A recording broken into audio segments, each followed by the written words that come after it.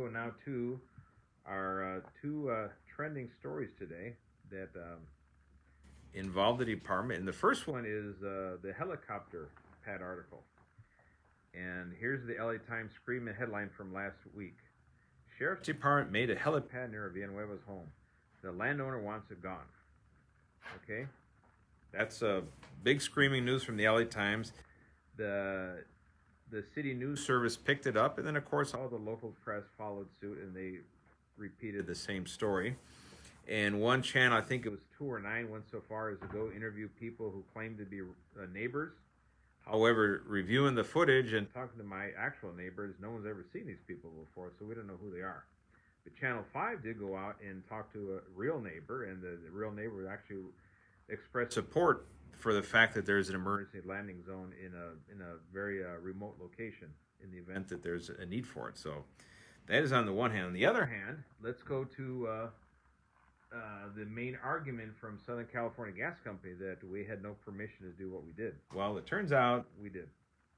And it turns out, had the LA Times reporter done her homework and actually inquired prior to publishing the report, she would have realized that we have some emails, exchange of emails. And then, in fact, the gentleman, the principal special agent, Isaac Gonzalez, Sempra Energy. And this is what the email, I'm going to read you the guys in the email. Hello, men. I hope this email finds you both well and are staying safe. I just wanted to let you know that a few of us will be visiting the SoCal gas site up behind the sheriff's residence on Thursday, January 14th at 11:30 a.m. If you guys around would like to meet up with you, take care and be safe. And that's Isaac Gonzalez, Sempra Energy. Okay? And they're, I believe, the people that have the property or control the property. So what we did is we actually went. We followed suit. So on January 14th, that's when our Lieutenant Peacock and some of our folks actually went to the property. They did their part of their threat assessment. They followed up. And he wrote, I was at the property above the sheriff's residence today and met with the site engineer with the gas company. He granted the sheriff's department permission to grade the area near the gate to level it off for a landing area for a helicopter. He also gave permission to trim some of the tree branches if they hung over on the landing area.